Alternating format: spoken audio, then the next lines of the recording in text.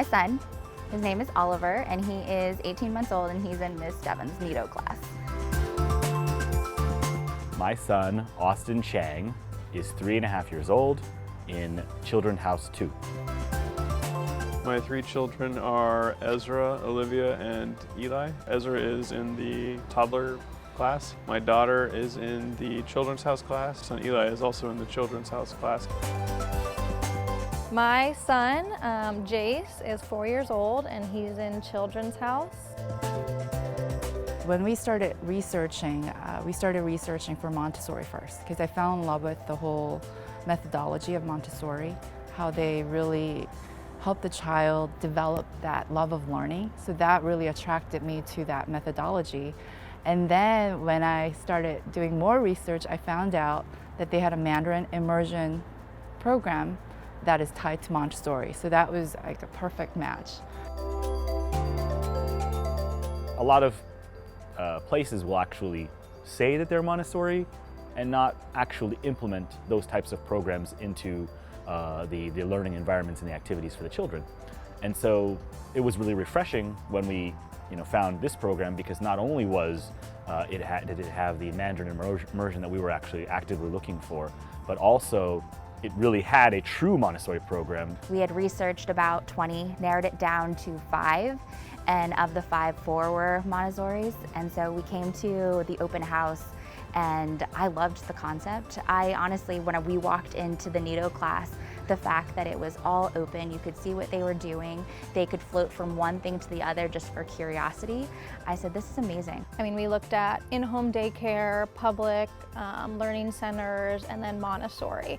And we weren't too familiar with the curriculum when we started looking, but just learning about her Maria Montessori's outlook and why they do the things they do, it just draws us in. It's like, oh, why go to school, especially when you're starting your children at 18 months, and just put letters and the typical things that you would think a child would learn in preschool, but also add, the practical day, like how to do buttons, how to wash dishes, how to set their own tables. Like that's stuff that children should learn at a smaller age to grow that independence, and other schools that we looked at didn't offer that, so it was a huge selling point. And knowing that your child is safe here at school, and that the communication with Transparent Classroom, I know when I was nursing, the fact that I could just log on every minute of every day and I could see his status was awesome. You could get pictures. I think just the fact that your child is at school is a little nerve-wracking when you're working, and so that knowing that you have that communication with the staff and the teachers just makes it all the better. Probably being first-time parents, what we ended up doing was nurturing him and putting his shoes on for him or putting his clothes on for him.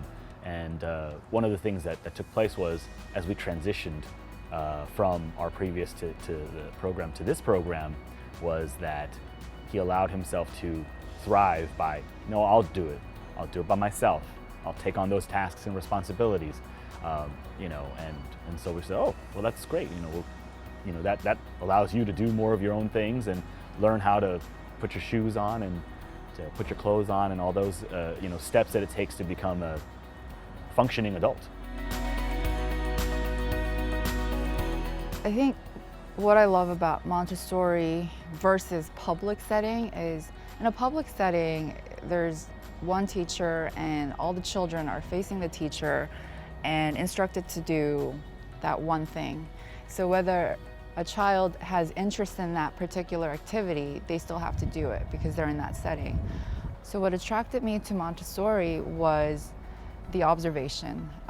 The teachers are not really called teachers here, they're called guides, because essentially what they're doing is they're guiding each child to really develop that joy and love of learning through the interests that they currently have. It does give the children the freedom to explore, the ability to focus on what they wish to cultivate. I do love to see how they take what they've learned at school and apply it to life at home, helping me cook, helping me clean up, putting on their own pants, buttoning their own shirts, and just everything they've learned from the staff here does carry on to home activities and it continues to grow and carry on in our day-to-day life. So when we came here, and at first, if I'm being honest, I was a little like, is that good or bad? Like having my 18-month-old with 3-year-olds. Is she gonna get lost? Is she gonna get behind? Like, what is it gonna be like? But when I learned more about the program and what the staff had to say, it's like, the good thing is once they become the oldest, they kind of become the mentor to the younger children. So they get to take what they've learned and experience and show the younger children how to act or approach something. And I looked at it at a whole different perspective, like, wow, that's even greater.